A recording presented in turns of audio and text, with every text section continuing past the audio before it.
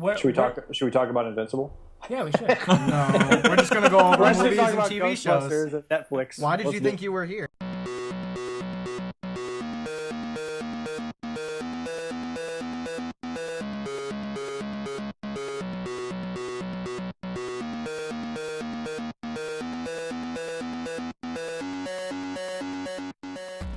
Hello and welcome to the Invincible Podcast, probably the best superhero podcast in the universe. This is episode 10. I'm your host, Ryan, and joining me today is Bill Hake. Hello. And TJ Deween. Why did you introduce him first? I don't know, because he's to my right. Okay. Today, we actually talked about in the past about how maybe we were going to be doing a tie-in episode where we'd be going over something like Astonishing Wolfman or Barrett or something. Not quite yet, but that's still in the plans. We had just wanted to go over some other stuff. We actually got an awesome interview coming up at the for the second half of this podcast with Mike Barrett, who is a huge Invincible fan and actually a creator of his own comic book. And we got to talk to him about a little bit more about the creative process for comic books and his thoughts on Invincible. So before we get to that, a couple news items. We recently hit over 1,000 plays, total plays, on this podcast, which is kind of awesome just because we never really thought much would come of this, and it's just kind of humbling to see that, and it was a little cool milestone for us. Yeah, I just like to listen to myself talk, so I thought that it was just going to be me listening to it. So Yeah, it is humbling, and we get a lot of emails, and Mike Barrett was one of the people who responded to us and enjoys Immediately on all platforms. Yeah. So, and it's just nice to know that there are that many Invincible fans out there. Yeah. And speaking of Invincible fans, TJ, you have some news. Yes. So, as Ryan always states, we are currently on Twitter. You can find the podcast on iTunes. We are on SoundCloud, and I guess we're also on Stitcher, which I didn't even know what Stitcher was. What is Stitcher? I think it's just another podcasting app, essentially. Yeah. I'm creating a MySpace page. Oh. Speaking of which, the news that I have is that we are now on Facebook. So if you want to check us out there, we'll be posting every Friday, every other Friday when the new issue, when the new episode comes out. I'll be posting the link there to SoundCloud and to iTunes. Also, you can always email us, and with this new Facebook platform, you can also message us there too as well.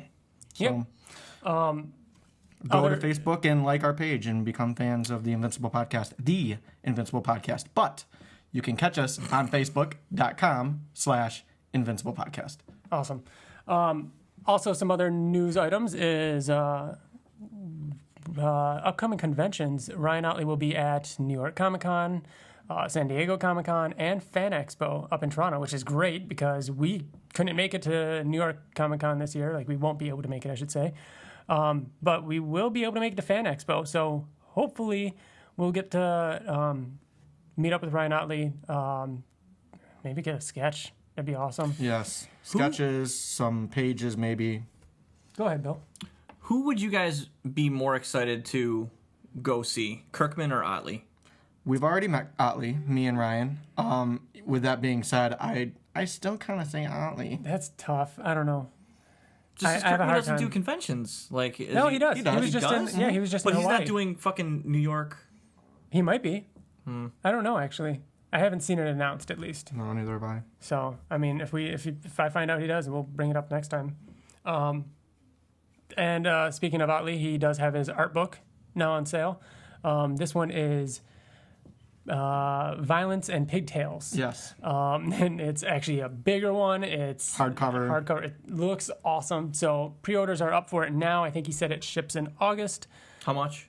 40 Doll hairs? I want to say. Something like that. Boy. Yeah. He said, I mean, he said, Barely. Boy, I'm just going to Google those images and save myself $40. No. I know. Support them, yeah. Mm-hmm. The day this goes live is the beginning of the Eisner Awards, but I'm not sure if it's Friday or Saturday. Is it Saturday that they announce it? I believe it's Saturday. Mm-hmm. So if you're hearing this, chances are either the Eisner Awards are Awards up. have been announced, or they're going to be announced imminently. So Invincible, again, if you haven't listened to past episodes, Invincible is nominated for Best Continuing Series for an Eisner Award, which is awesome. That's the big one. Yeah, that'd be great. So by the time we come back for the following episode, for episode 11, we'll have the news on whether or not it won. Here's hoping it does, though, because that'd be great. So now we're going to go over some emails. We actually got a few emails to go over today. TJ, you want to start with the one you have? Sure. This email is from Jason, who says, "Hey, Invincible podcast crew. I just wanted to throw my 2 cents in about what is going on with Oliver. I personally think that the only reason why he is working with Thrag is for the sake of Thrag's new Viltrumite/Mantis children, as Oliver may feel some sort of connection to them, as they're the only people in the entire universe just like him. Based on the brief interactions between Thrag, Anan, and Ursel, I think that Thrag may kill those among his offspring that he deems unworthy." A callback to Nolan saying, "I can always create more offspring," earlier on in the series. And those actions may have pushed Oliver to help Thrag in order to protect the Viltrumite/Mantis hybrids. Just my theory. Keep up the great work on the podcast. I look forward to hearing the episodes whenever they come out. Best, Jason. There's a PS down there. There is a PS. If there is a... It is still summer, mind you. Go on. He says, "If there is a way to donate to the podcast, I would gladly donate a few dollars towards an air conditioning fund." It sounds like you guys need it, which, yes, so hot. that would be... That's awesome. Thank you, Jason. That's hilarious. We laughed out loud when we read that. We have an air conditioner. We just don't run it because you'd hear it in the background. For the sake of the podcast. For the sake of the podcast, we sweat it our out. balls off. We do it for you. But thank you. That's awesome. But what he's saying, though, is, and I think I brought this up in the past, like, I love the idea of Thrag weeding out his children to be the strongest. And that's why I think Anan and Ursel are. I think they might be the strongest, oldest, or whatever, maybe the firstborn or something to rise up. And that goes back to old Viltrumite ways. They used to kill each other, and it was the strongest survive. Like, that's their way of life. Mm-hmm. So I would not be surprised if that is what's going on, which would make a little bit more sense in the fact that there's not a million of Thrag's kids out there. There's just, maybe 100 of the absolute strongest. So, yeah, I like that. Well, what Jason's talking about, too, is the motives of Oliver and the fact that he has more connection to the Mantis race than humans, and that's why he's working with Thrag. Not because of the Viltrumite. Well, maybe he's talking about because he's Viltrumite, but mainly because it's because of the Mantis population. Yeah, because these are, and I think we've brought out that before too. Yep. Like, these are the only people like Oliver. These are the only other Olivers out there. So yeah, he might have some sympathy for them and for that race. We know in the past that he's mentioned having, a connection to those people, and that he's attracted to bug-like people, and maybe that has something to do with it. So very cool. Thanks, Jason. Next up, Bill, you got one? Yes. So I have an email from Zane. Hey guys, my name is Zane, and I gotta say the podcast is great. I started Invincible on a whim after being disenchanted with many of the Marvel/DC stories, feeling like they were written by the same two people, thinking emoji face. Anyways, I love the idea of fan fictions for the missing 5 years, and I immediately thought of a robot and D.A. Sinclair finding Dinosaurus' lair and reanimating him with the reanimant technology. He'd eventually break the control of D.A. and Robot and take control of the other reanimant and leftover Invincible reanimant. Cloning shenanigans and possibly the destruction of another large city, culminating in the Dinosaurus control of the EU as part of the stalemate decision brokered by Nolan. The stalemate is now part of the battle of Robot and Dinosaurus that Mark will have to make the decision of whom to support. I don't know if anyone else would want to see the story, but I would love me some Dinosaurus. Thanks for reading it, and keep up the awesome show. Love, peace, and chicken grease, Zane. This is in response to when we asked listeners to just kind of come up with their own idea of what's happened on Earth while we've been in space for 10 issues or however long. And this is a fucking awesome. This like is it's really not good. it's not stupid. It's not dumb. Like I want to see this. Like Dave Sinclair is still around. Reanimating Dinosaurus. And then him awesome. fucking controlling like the Invincible reanimin, like any leftovers, and the cloning shenanigans is fucking hilarious because it would be. This is a very thought out theory, and we really enjoyed reading it. This is very cool. Yeah, I mean, what better to fight this new wave of Ultramites than an army of Invincibles led by Dinosaurus reanimin? Like that's awesome. An even stronger Dinosaurus with Invincibles on his side. Yeah, because we never saw. I mean, very artistically done of Kirkman to just have Dinosaurus ask Invincible to kill him, and you just see Invincible walking out all bloody and sitting on the edge of that ledge in issue 100. We never saw what happened. We don't know how badly Invincible killed him, or like what his remains are. We never saw his remains. So what? We assume maybe just like Conquest or something. Cecil took his remains. Wait, wasn't the comic book where he marked he made a mark on like a rib cage or a vertebrae to make sure that it was the same corpse? Oh, you're right. To make sure that Cecil didn't fucking do something with his body? That sounds very familiar.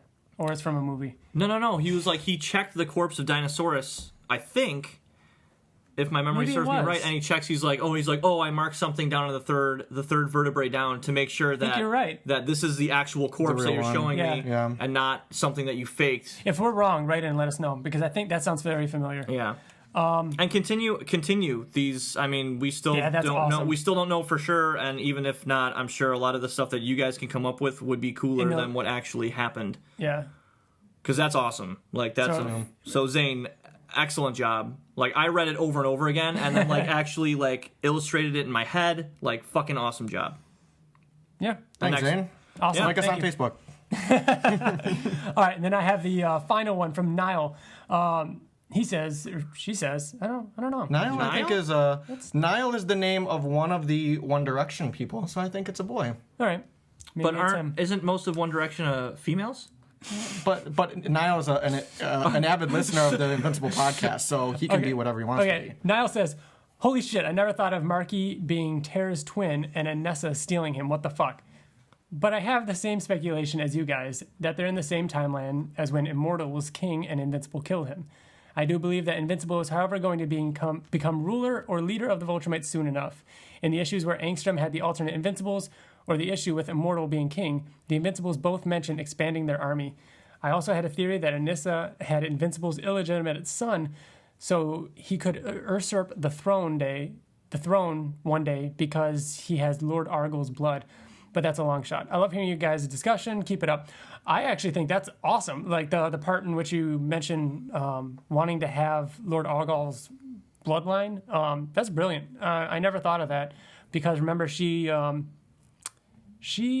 was it her that kind of opposed.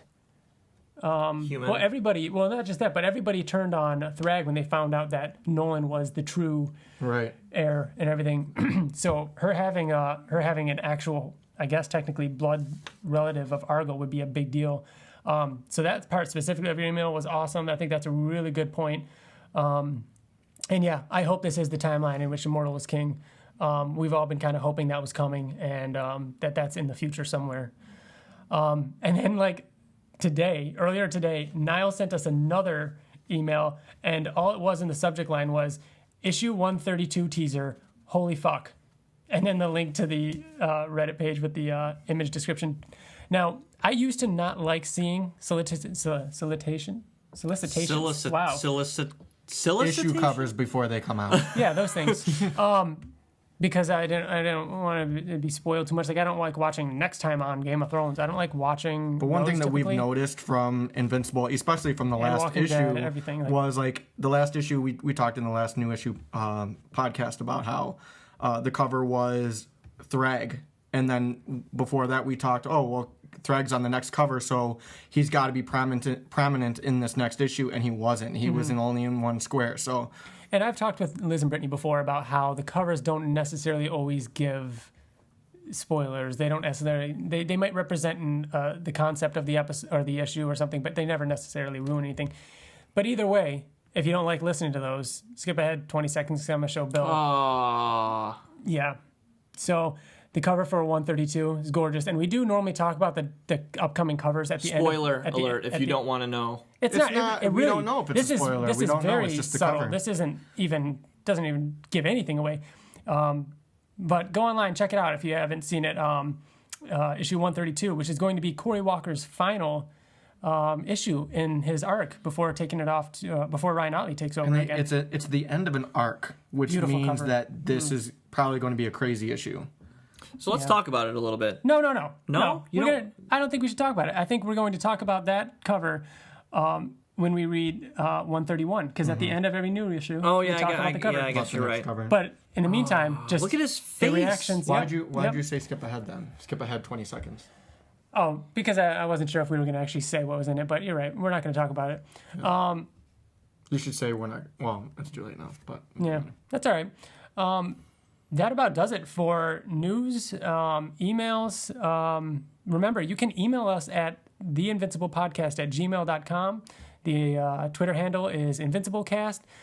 You could check us out on Facebook page. Facebook.com/InvinciblePodcast. So find us there. Email us. Let us know what you think. But now we're going to go over to the second half of our podcast in which we interview Mike Barrett, Invincible fan and comic book creator. He actually, we had a great discussion with him earlier today. And so we're going to insert that right here. So take it away, other Ryan.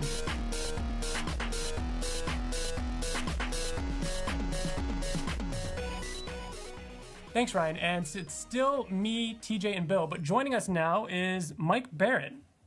What's up, guys? Thanks for having me.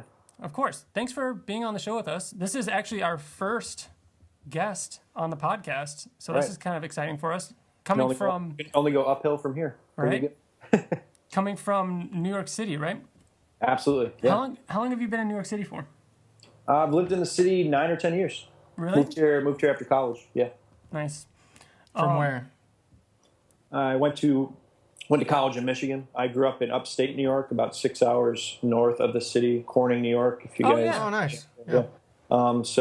And then I moved to Michigan for college. Then I moved to New York City after college, and I've been here ever since. Sweet. I got a Yeah. speeding ticket one time in Corning. Really? Yeah. Those bastards. Yeah, you just brought up some really terrible fucking memories, Mike. You could have called me. I would have taken care of it for Well, you. had I known. can Now always go- I there know. you go. Do you still There we know go. people? Do you still know people in Corning or? Yeah, I have family out there. My cousin and his wife are teachers in the area. My aunt still lives there, my aunt and uncle. So, yeah, family, friends. Yeah, for sure. Cool. Now, if people follow Ryan Ottley on Twitter or even Kirkman or other people, they might have seen your name pop up a little bit. That's kind of how I, came to know you. But actually, the first I actually ran into you in a way at Boston Comic Con. We both did. Yeah, TJ was with me. It was 2014, and this was the first Comic Con that TJ and I had ever gone to, and we were going there for Ryan Ottley.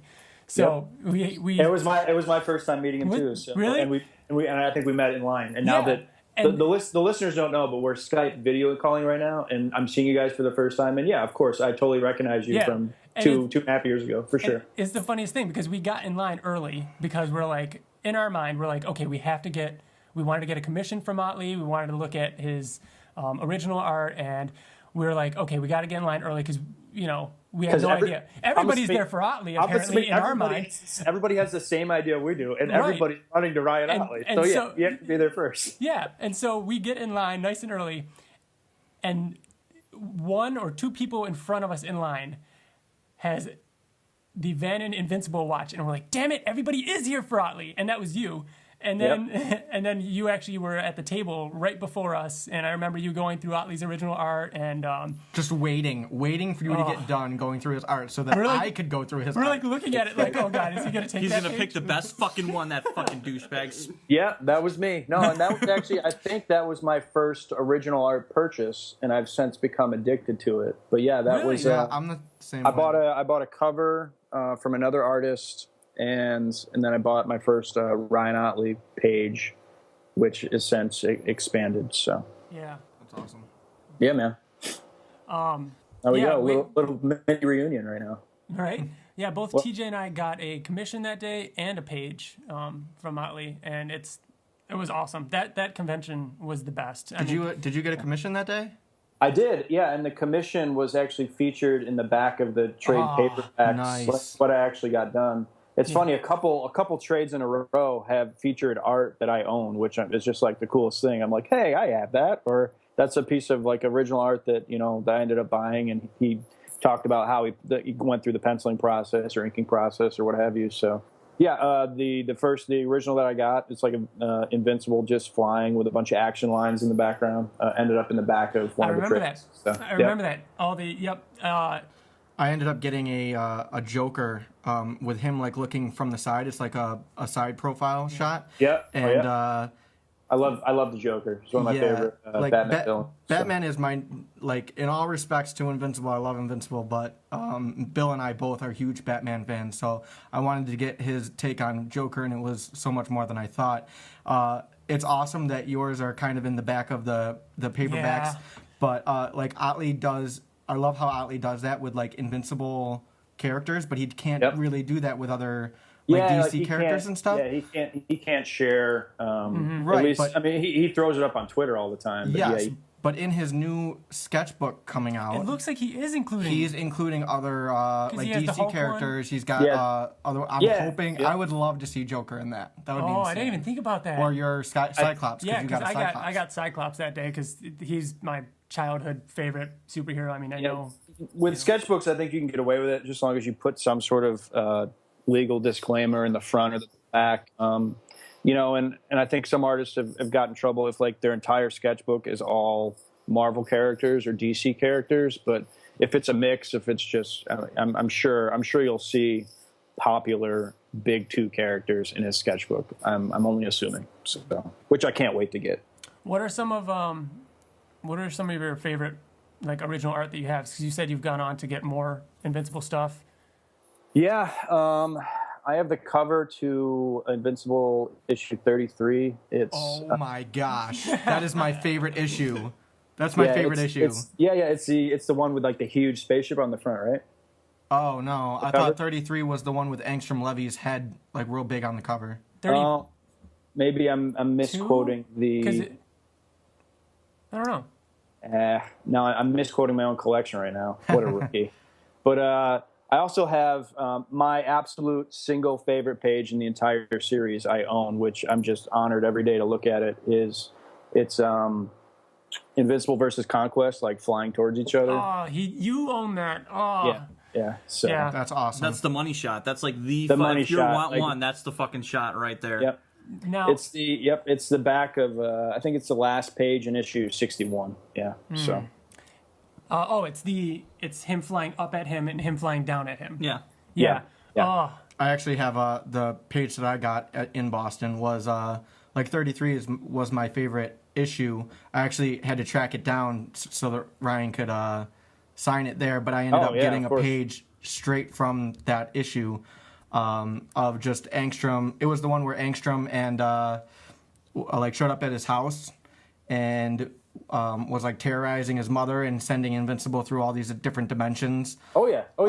That's my favorite single issue, and I got a page of Angstrom like talking to his mom. So it's very cool. The page I got was I did during misspeak. Conquest. It's issue 30, issue 39, which in the back of that's the cover I own. In the back of the trades, he talks about how Ryan talked about how he spent maybe was it the one with the ship with all the it's a huge ship and there's a million windows and tons of detail. Yeah, that's the one I have. So yeah, I own a cover that Ryan did and a handful of pages, but it's probably that single splash and then the cover art, which is fantastic. Yeah, so awesome. Speaking of like collecting Invincible stuff, and I mentioned you had the watch and everything. We got an email I'm going to read right now, and it kind of ties into it. So this is from Cosmo. He says, "Greetings, Ryan and TJ." Sorry, I got left sorry, on Bill. that one. That's okay. My name is Cosmo, and I consider myself a huge Invincible head and love all aspects of this comic. I recently started listening to the podcast and have to say I'm a huge fan and glad there's a lot more people who see the greatness in this. That being said, I recently listened to the second episode for the third time regarding the Invincible movie, and as awesome as that may be, The Rock as Alan is pure genius, by the way. I feel like the comic would thrive so much better as an animated series. Did you have something to say, Bill? Yeah, it's weird that he didn't mention my fucking name in it, but he listened. That was my first fucking episode. It was just me and you in that. Yeah. TJ wasn't even in that Wow. one. Much love, Cosmo. Much love. Yeah. The art style could be based off of Corey's designs, and we could still get The Rock to voice the Unopin. And then he goes on to say, I think it would be kind of awesome if we brought up merchandising on the podcast. I feel like Invincible is in dire need of awesome action figures because these blind boxes and t-shirts aren't cutting it. I can't wait for the next episode, and I hope this letter may spark some new conversation, a new and loyal Invincible fan. Thank you, Cosmo. About the, we did actually, I don't know if you got to that episode yet, Cosmo, but we did actually bring up, because somebody else wrote in about it becoming an animated series. And yeah, we totally agree that animated would be amazing. And much more likely to be faithful to the comics, of course. But yeah, I don't know. Well, Mike, what are your thoughts on it being I agree interpreted? 100% that it needs to be an animated series, and it needs to have the life of like a Family Guy or a Simpsons. Like, you can't just fit Invincible into even like 3 seasons. It needs to go on for a good long time. I think Kirkman's on AMC, Kirkman's on Cinemax. I think like a nice, because there's themes in here that although the book is technically for all ages, there's some adult themes. And I think if there's even one change, and if you turned up the adult themes or maybe just the violence, just turned the notch up a little bit and did like a rated R animated sort of thing, even if it's on an HBO or a Netflix or something, would be gnarly. And you have to give it the lifespan. Like, I wouldn't want the twist of like the third volume of the trades. Like, I wouldn't want that right away. Like, you have to set the tone and set the superhero, the mindset that this is a classic superhero, and then hit that twist. Because anybody that's a fan of Invincible, like when you try to sell it to your friends, like, oh, you never heard of this, you have to read at least the first 3 trades. Like, that's my sales pitch all the time. Like, read the first 3 trades, and if you're not hooked after that, then I guess you can put it down, and we won't be friends anymore. But that's why I love the hardcovers. I just give them the first hardcover, and that ends with a perfect ending. All the crazy shit. Yeah, I have all the single issues, and then I have the trade paperbacks. I don't have the hardcovers, so. But and just to make my point, like I just, if they ever do a series, I hope they don't get to that twist or that climax too quick. Like, I'd really want to set it up, and for it to be a cliffhanger at like the end of a season 3 or something, or something like that. But season 3, wow. I mean, you really got to give it the like, maybe if every issue has an episode, or if every issue has an episode or 2 of an animated series, like, yeah, I mean, you're looking at at least maybe the 15th episode, 13th episode, if they go 1 issue per episode or something. But yeah, I think an animated or a rated R animated sort of series would be great. And yeah, I think both the animation styles of Corey and Ryan would fit in well. A motion capture animator, I think could capture their style pretty well. Mm-hmm. So, yeah. And I think it'd be too expensive to do, some Game of Thrones style. Oh, no. Yep. It'd be amazing, but it's just setting us up for disappointment. And when we talked about this last time, it as an animated series, things like, Rexplode and Robot, aging, and the Monster Girl aging and everything. It's just keep it animated, make it really good, and it's easier to stay true to it. Didn't one of you guys or someone ask Ottley if it was ever going to happen, and he said no right off the bat? Well, he actually did say recently on Twitter. He said that a lot of people have been asking him about it, and he just flat out was like, yeah, it's never going to happen. It's not going to happen. For an animated? He's saying it can't happen. Which means... As live action, I think he was talking. Live action or animated? I think he just said Invincible movie. We actually tried to pull it back up, but we could not find it because he's so prominent. He's very active on Twitter, so it was tough to bring it back up. So if anybody else could find it, good luck to you. Well, we could take that anyway. We could take it because I thought that it was animated. Like, it's not going to happen. I'm pretty sure he said there's no way. I mean, he said people have been asking me about Invincible movie. I'm pretty sure he said the word movie, whether animated or live action. And he didn't specify, and he said it would just be too difficult. What about the rights? I mean, I think that's his. Well, that's another thing that I kind of wanted to talk about. Like, listen. I mean, if somebody wants to buy the rights and wants to make it, it's going to happen, whether Ottley wants it to happen or not. Like, if somebody buys I was going to say Ottley's not the one to ask that question. Right. Yeah. But he's probably sick of getting the question. Right. And I think his tone to the tweet was, "It's never going to happen, and if it does happen, you guys will know when I know." Basically. Yeah.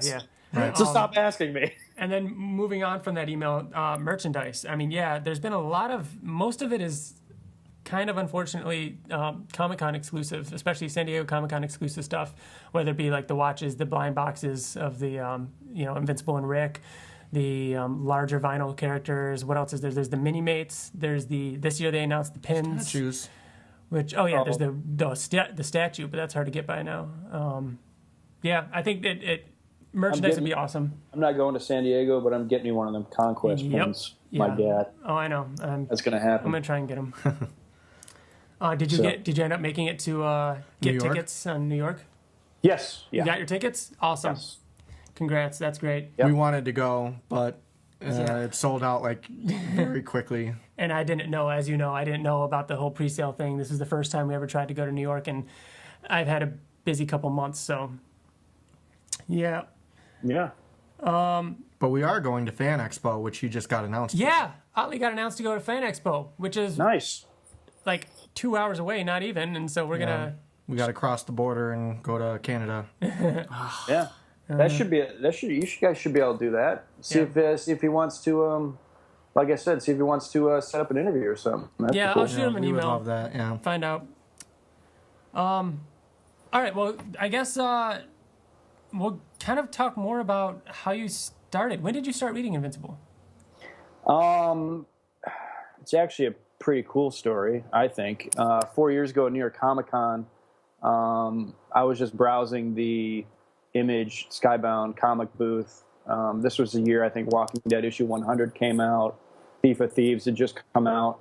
And guy behind the counter, who happened to be Sean Kirkman, Robert Kirkman's brother, just asked me, like, so how you enjoying the con? What do you read? And we were talking a little bit about Walking Dead and Thief of Thieves. And he's like, well, have you read Invincible? I'm like, no, not really. Tell me about it. And he used the same sales pitch that I use now. He's like, well, I'm not going to tell you about it, but you have to read the first 3 trades. And if you don't like it after that, then no harm, no foul. I didn't buy them right there on the spot. I didn't want to get stuck, like, carrying them around the whole convention, but I did definitely buy them, I think, the following week. And I was addicted from the get-go. I think I read up till, at the time, I think the current issues were like 98, 99, 100. Like, those were the issues that would just come out. So I read up to that really quick, and I've been buying it's been on my pull list since then, but I was able to acquire all the other back issues. So I have all the single issues and all the trades, and I look forward to every issue now, and I go every Wednesday. It's coming out. I pick it up and read it right away. That's really cool that Sean Kirkman is the one that introduced you to Invincible. And even do you think Robert Kirkman, when he's trying to be like, maybe you should read my other book, Invincible, but you should like probably read it up until like the 3 volumes. Do you think Kirkman actually says that to people? I read something somewhere that even, I don't know if it was his publisher or something like that. Like, he suggested because originally Kirkman wasn't going to put that reveal about Omni-Man until way, way later on in the comic book. Well, no, and he said you got to put it in quick. No, I think that was regarding Walking Dead. They told him you can't do what you did with Invincible, and Walking Dead. The thing that happens with Shane has to happen much sooner at the end of the first trade instead of the third. Capture people. Yeah. Do you know anything about that, Mike? Or? Unfortunately, no. Yeah, no. That's I just remember. Do you read Walking Dead? Yeah, of course. Yeah. Do you watch the show? I do. Yes. Are you a fan of the show? I'm a fan of both. I think it was the Walking Dead show that really got me into comics again. Wow, like cool. I grew up. All right, I because grew up reading Marvel and stuff, and I think that show, it's been on 6 years now, really got me so back weird. into the. I know.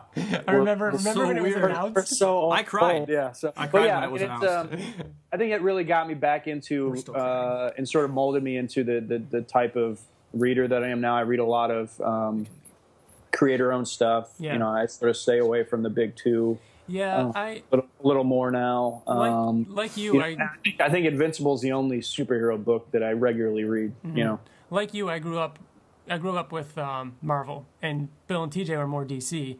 But I wish I can get into X-Men. I wish I can get into that. It's just so messy, and I don't understand anything that's going on, and it takes a lot of time and money to get caught up and figure out what's what in that series. And I'd love them to do what I know it happens every once in a while, but things like what's his name's Max Landis's American Alien, like one-offs. I want more creator-owned one-offs where they don't have to meld their stories into the overall arc of what's going on, and they don't have to fit into any universe. They could just tell their story, and I think that would be awesome. Unfortunately, that's what the comic industry has become, because it's no different with DC either. Like, I read Batman, but you can't just read Batman. You got to read Detective Batgirl. comics. You got to read read Detective Comics. You got to read like fucking weird shit, like I don't know, like Bat Family, yeah, whatever. like Bat Family, like Is that actually weird, a thing? it was. It's my not gosh. anymore. When I stopped reading Batman month to month, it was during the death of Batman. And it didn't even happen in a fucking Batman comic book. Do you remember? It happened in fucking Justice It happened League in or Infinite Crisis. Oh my! Like It was the DC. It was that current DC thing that was going on. because it was when It was the Batman comic. Batman R.I.P. is what you're referring to. Yes, yeah, and it was up until that it was like Batman Zen Urel or whatever when he was going fucking crazy, and I'm like, this is gonna be bananas. And then I got to the end of it, I'm like, what the fuck happened? Like, what happened? And that's what they fucking do. What happened? But you know You what? should catch up though. Did they just do another fucking reboot? No, it's not a reboot, but it's kind of a reboot. It's called Rebirth. It's called Rebirth. It's fucking Batman. It's everything Rebirth. It has some like the different. new- It has some different letters. It's not the term reboot. It's rebirth. But yeah. No, I mean, they changed up the artist. I read a little bit of the Batman, the Scott Snyder and Capullo run. Court of Owls was great. Court of Owls was Fucking great. Court of Owls. Fucking Court of Owls. Okay. It's very good.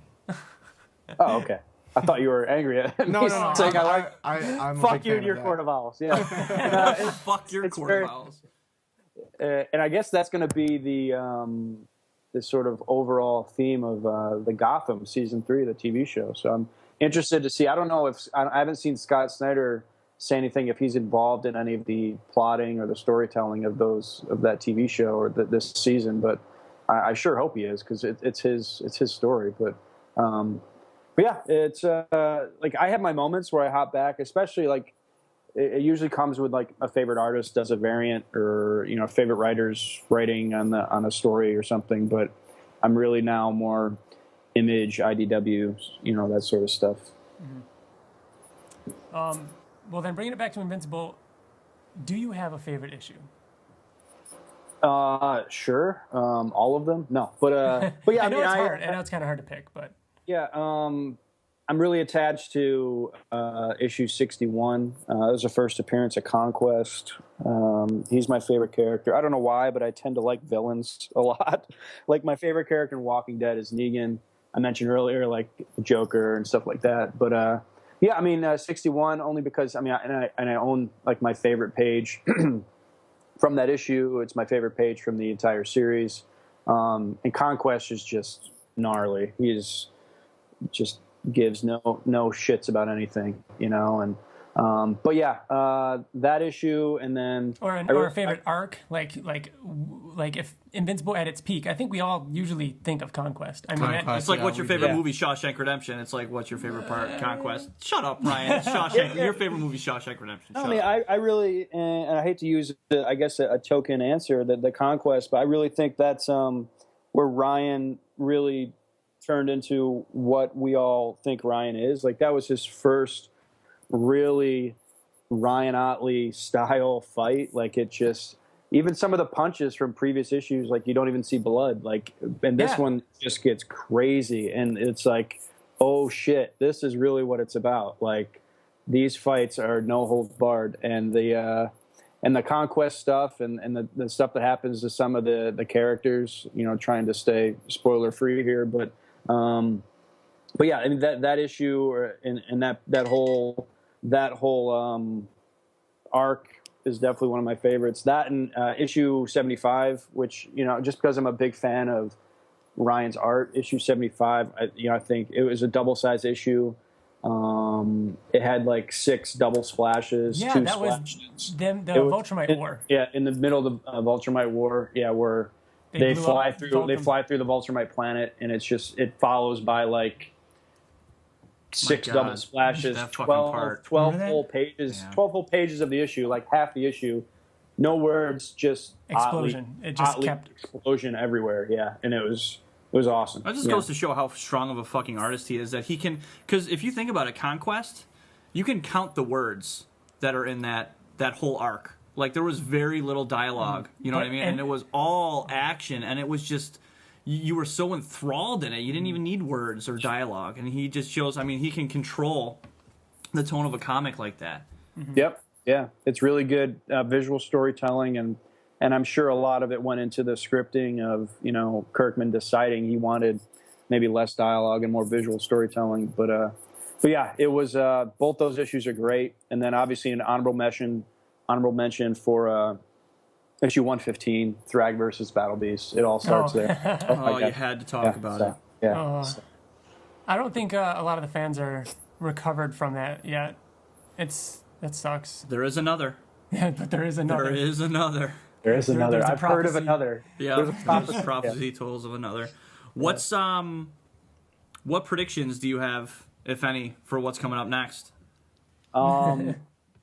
Listen, the fact that Ryan has tweeted or mentioned that he's already working on his responsibilities for Invincible again, and his next issue isn't due until November, I think. Yeah.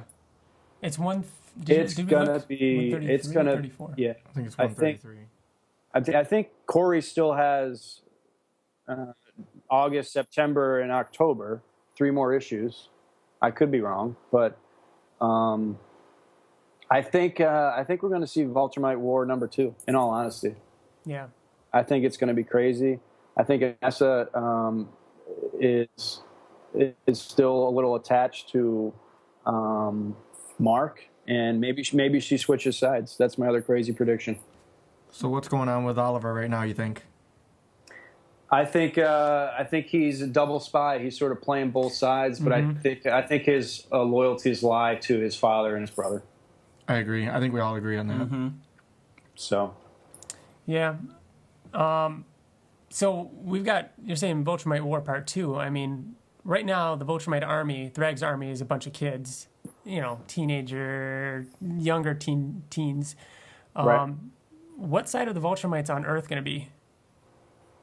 Say that again, sir. What side do you think the Ultramites on Earth are going to be? And this is kind of for everybody. We haven't talked about this at all. I think with Nolan. They're going to be with Nolan? Yeah. They side with Nolan. I mean, I think so too. So they have a bunch of kids too, but those kids don't necessarily have powers because they're mating with. They're essentially the same age as Marky, maybe. Marky. Yeah. Yeah. It's just interesting, like we've talked about in the last New Reader. Like, there's a lot of kids in the series right now. I don't know. It's just interesting how, like you brought up, how generational it is right now.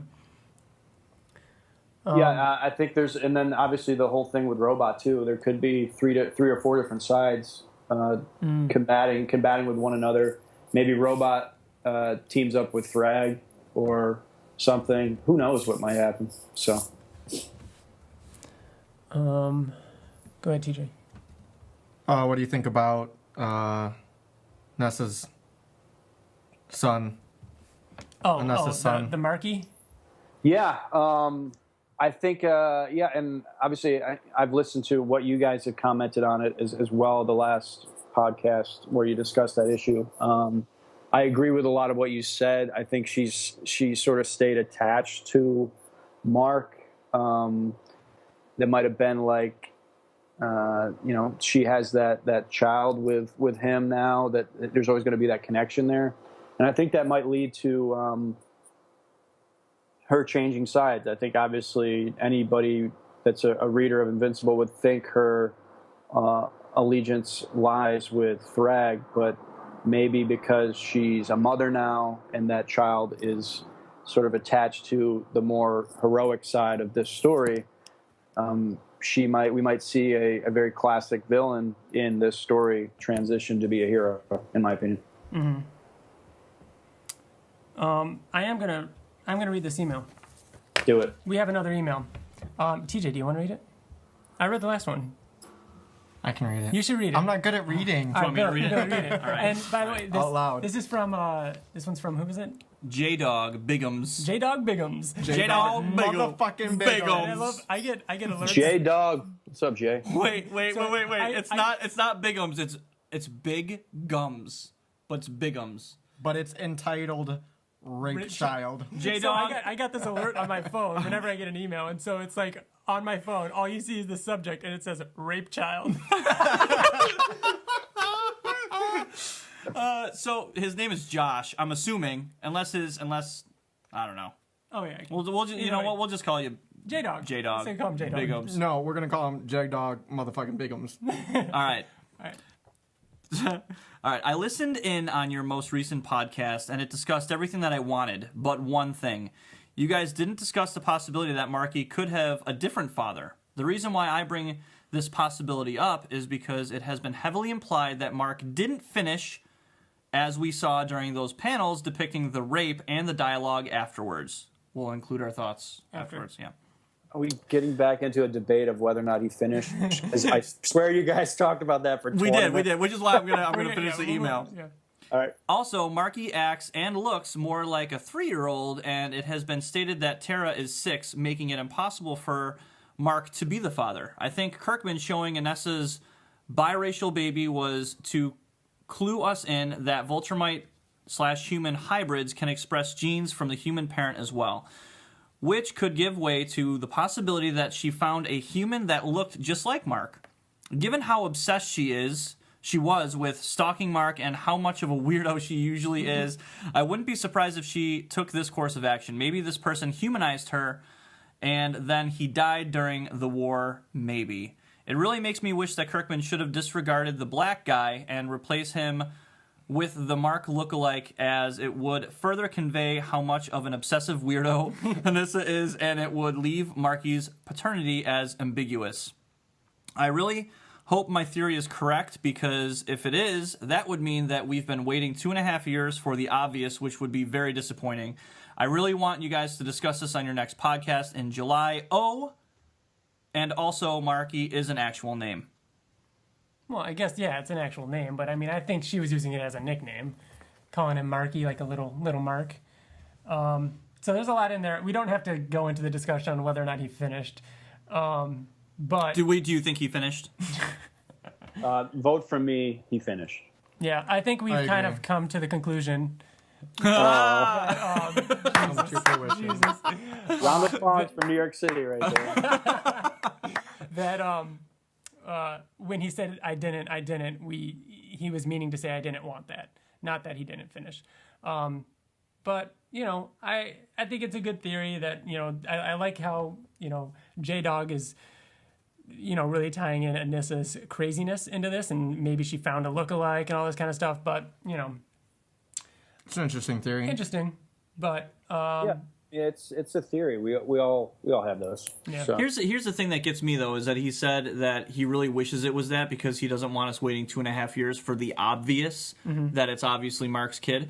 But that's what he does. That's what Kirkman does. He throws the obvious at you because we're all like, oh, it was Alan that fucking had sex with Eve and all that other shit. But you know what I mean? Like, even that wasn't obvious, but he flips it. He can flip it so well. Yeah, this isn't to make the obvious not as obvious. And I think the trick that we did was, I think Kirkman made the reader almost forget that there was a possibility of a child, and that was the last page. That hook was like, oh shit, they did have sex, and yeah, when you have sex, the possibility of bearing a child is a probability. That's exactly what happened, and I think a majority of the readers didn't think that was even a possibility. So I think that was the hook, that was the twist that we were introduced to. Obviously, J-Dog Gums, whatever his name, I forget. J-Dog motherfucking Bigums. Yeah. He's taking it a step further with a big what if, but I think that was more, and to take that twist and turn it, twist and turn it even further, it could be coming. And Mr. Gums could be onto something, but yeah. Mr. Motherfucking Gums. My apologies. Yeah. Mr. MF Gums could be onto something. All right, we're gonna change gears a little bit and talk more about things that you've done. Yeah, things that you've done. Now, you sent me after talking about guesting on the podcast and everything. You sent me your comic. Now, can you talk a little bit about that? Now, all three of us have read it. And how did this happen? You mentioned a Kickstarter. Yeah, no, I did a Kickstarter last fall as a writer to fund a comic project. Obviously, growing up a comic fan, I think it was sort of always a dream in the back of my head to sort of write and produce my own story. And that's what I did. Yeah, you can find it on Comixology. It's NYPDD, New York Police Dead Division. I sort of sell it as a mix of RoboCop and The Walking Dead. It's set in a futuristic New York City, not like with flying cars or anything, like just a couple years in the future, where instead of a SWAT team or a tactical team, the NYPD use a team of remote control weaponized corpses to do dangerous police functions. And it's just a story set in that world. The story sort of revolves around two police officers, Mark and Alex, that are police officers in this world where, a lot of the dangerous, in their opinion, a lot of the fun aspects of the job are taken over by the Dead Division. So, yeah, we did a Kickstarter last year. It was fully funded and then some. We only recently, maybe a couple months ago, got the printed copies. We were able to fulfill all of our Kickstarter pledges. I have some extra copies that I give away or sell at little conventions that I go to and stuff. So it's cool. Obviously, we mentioned that we met at Boston Comic Con. Obviously, I still attend cons as a fan, but now I even go to some cons as an artist. It's an artist alley as a writer and talk to people about my comic. And the goal is to, sort of use this first issue sort of as a glorified business card, where I'm submitting the first issue to publishers to consider publishing it as a mini series or ongoing series. So that's the next step for NYPD. I mean, we've submitted to a couple publishers. I've got my first rejection letter, which any comic fan, any comic professional has their rejection letter from Marvel or DC or something like that. So, I got my first rejection letter, which is cool. I feel like I'm part of the club now. But and we even have a couple publishers that haven't rejected it quite yet. And they're looking at it and still considering it. I definitely want to give a shout out to some of the members of my team. Eli Powell is the artist. You can find him on Twitter and stuff. He was the artist who won the 2015 Top Cow Talent Hunt. Top Cow is an imprint of Image Comics. So he got to print a one-shot with the writing buddy of his that was out a couple months ago. So yeah, he's had published works. He's had some variant covers for Boom Studios and other independent comic publishers. The letterer, Marshall Dillon, he's a professional. He's done a lot of lettering in the business. Colorist Matt Lops colored our cover for us, and then at a backup pinup artist, Crease Lee, good pal of mine, lives in Long Island. You can find him Crease Art on Twitter and Instagram, and he actually does a live broadcasts of where he creates comics on Twitch, so you can actually watch him. That's cool. plot out his sequential art, watch him do the visual storytelling, and he's an amazing illustrator as well. So, but yeah, separate of being an awesome Invincible fan, I get to I guess call myself a comic creator as well. It's pretty cool to to hold the comic that I wrote in my hands and see it on Comixology, things like that. So, but yeah, what did you guys think? You guys said you read it? We liked it very much. One thing, kind of going back to your artist Eli Powell. Right. I really liked his art, and Ryan even kind of related it to 30 Days of Night. Yeah, it reminded me of that 30 Days of Night. There was that Joker Arkham one, like that real scratchy, very dirty, dirty, like scratchy. I love that kind of art. I think that's very cool. But still detailed, like Oh yeah. And I just want to say, like, it's funny because we don't know how the creative process works at all. And I think it's funny how you created literally, and when people are listening to this episode, I want them to know that this is a completed comic. This isn't like an outline that you sent to publishers to be like, hey, this is my idea. Like, this is a fucking completed, like, comic book. It's long, too. Yeah, so the amount of effort that went into this thing, like, I was insanely impressed. And yeah, I mean, I'm happy to talk a little bit about the creative process. I know you guys mentioned on one of your podcasts previously that you wanted to talk about it, and I can do my best to tie in my conversation a little bit to hypotheticals in regards to maybe how the Invincible team creates their stuff as well. But obviously, as a writer, I mean, the idea sort of popped in my head, and where this all came from was an idea. Like, my idea was, what if zombies could be used for good? And eventually it turned into a story that doesn't technically have zombies. They're just remote control corpses. But, the idea turns into, the plot, what's going to happen in each issue. I've sort of plotted out in my head what is a miniseries. And then as a writer, I usually write one sentence, like what's going to happen on this page. And I usually just write one sentence per page. So if the first issue is 22 pages, I write out 22 sentences. All right, this is basically what's going to happen on each page. And then I take that sentence and turn it into the whole page. I plot it out. If it's a page with multiple panels, as the writer, it's sort of like a movie script, where if you've read a movie script or a script for a play, normally the setting is sort of described prior to the scene starting. But in a comic book, you sort of describe each panel. And I have a question about that. Yeah, go ahead.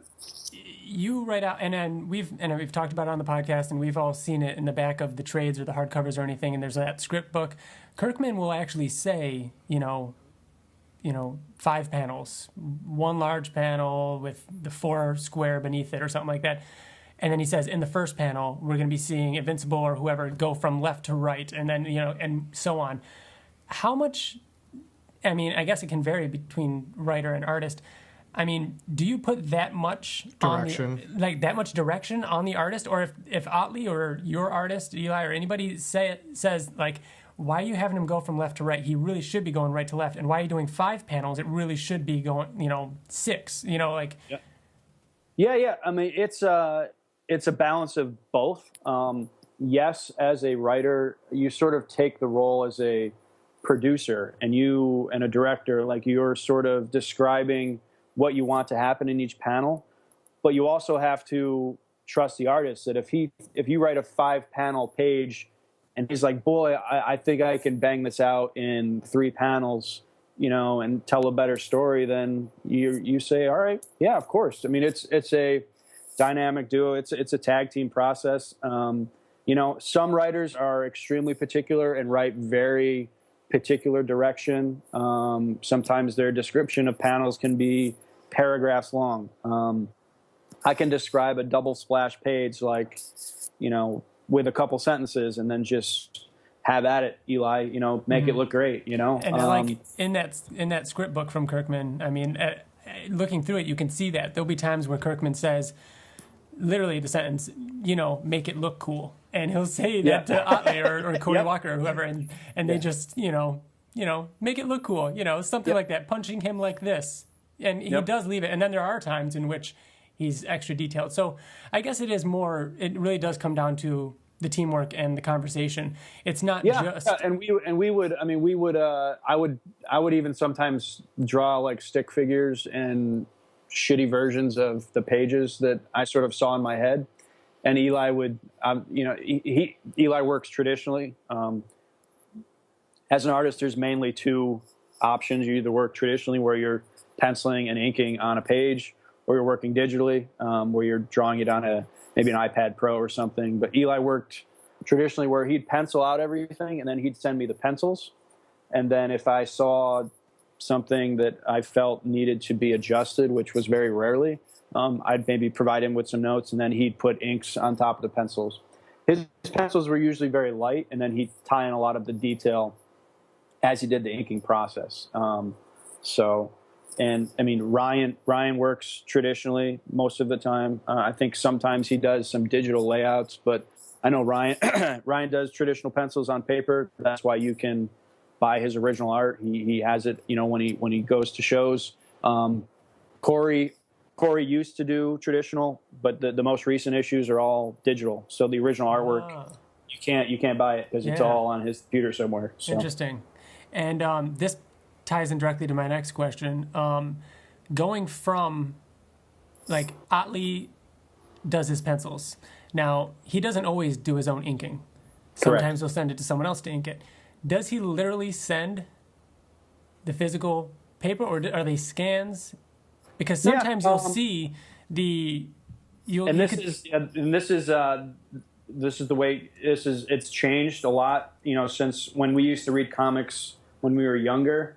Yes, they would probably send them, or like Marvel had an office in New York, and someone might do the penciling, and then they'd bring it to the inker on the next floor. And it runs like a newspaper place. Here, like we used, like with NYPD, we used Dropbox. Like we put all the art on Dropbox, and I'm sure Skybound has something similar, where they have a folder for Walking Dead, a folder for Invincible, a folder for Manifest Destiny, Thief of Thieves, and they just assign access to whoever needs it.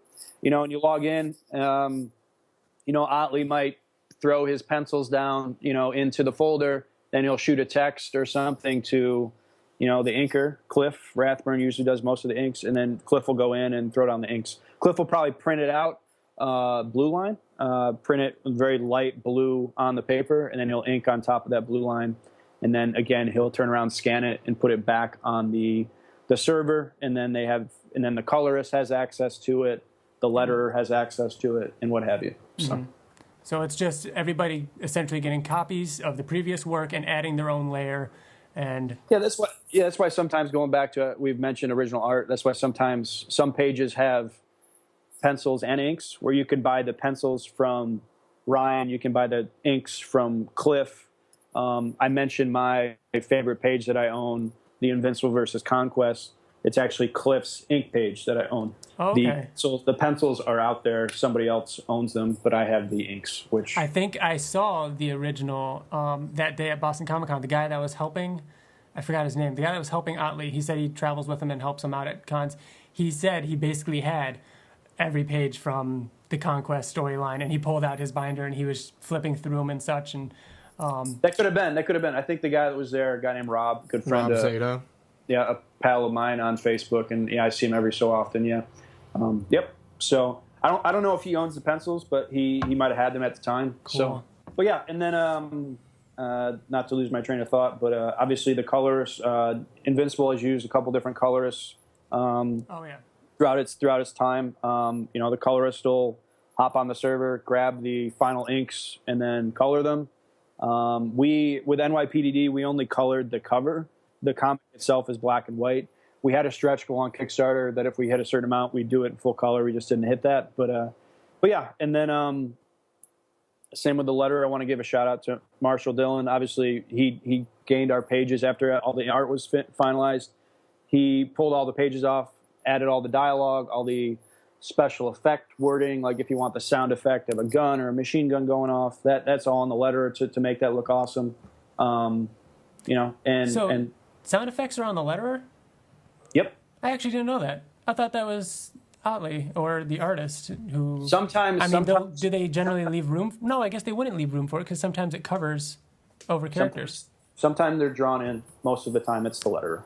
Yeah, Russ Wooten is the letterer for Invincible, and usually the final page layouts too, because a raw piece of original art sometimes has a border on it. Like the letterer will normally add all the letters, add any special effects, sound effect, things like that, and then they'll do the final page layout and usually forward that to the final publisher, and then it's in the hands of an editor. And with my project, I was sort of the editor and the producer, and that's very similar to how a lot of creative-owned properties go.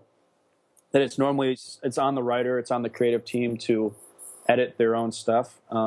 Usually the editor in a creative-owned project is similar to like a production assistant. They just sort of keep everybody on deadline. They handle any sorting of the artwork, sorting of getting it to the publisher. But unlike the big two, like DC and Marvel, editors are much more involved. Because those publishers are much more driven by deadlines. The editors sort of keep everybody on schedule, and even like sometimes the editors pick the creative team for a project.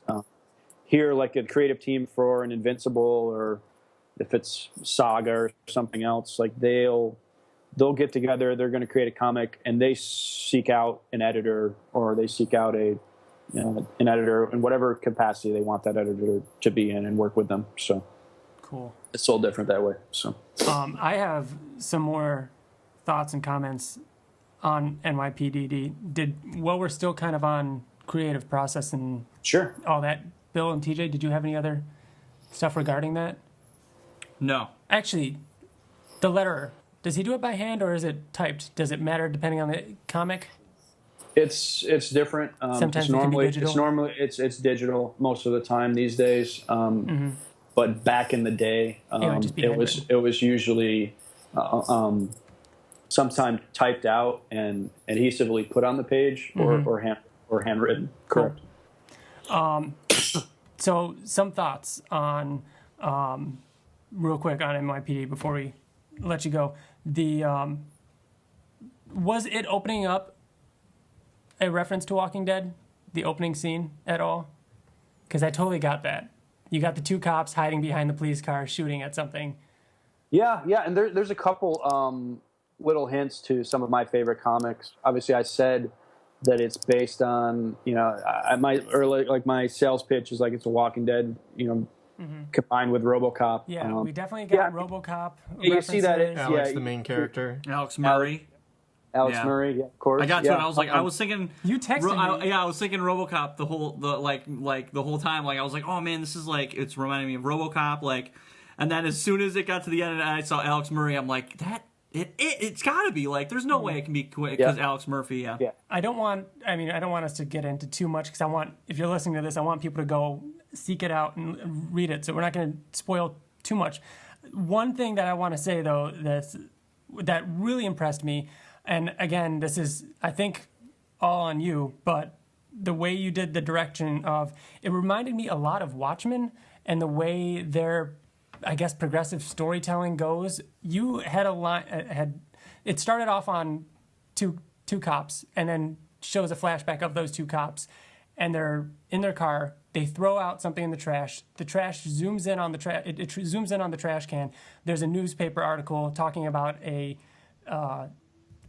newscast coming up, and then you cut to the newscast, and then he goes to a reporter who's on the scene where those cops are. Like the way it just flows reminded me a lot of Watchmen, and there's a lot of scenes like that in panels and progression in that, and I loved that. That was probably my favorite part of the entire thing, and that was really, really cool. So great job. I appreciate that. I to be compared to Alan Moore is. Slightly, you know what I mean? Like that, slightly ridiculous, but thank you. But you know what I mean? Like that's the closest thing I can think of in terms of how it progressed, because like you don't see that often, that way of progressing time through a story. I love that. And I guess probably the one thing I can take from that is maybe you can just see the fact that I'm a big comic fan in my writing. I don't want to say that I stole ideas from other people, but I definitely, I was definitely influenced by, Watchmen, by Walking Dead, by Robert Kirkman, Brian K. Vaughan. Those are some of my favorite writers. I think those storytelling tricks have been done before. They've been done, I think, great. Alan Moore, things like that. But other people try to do them, and they might not work.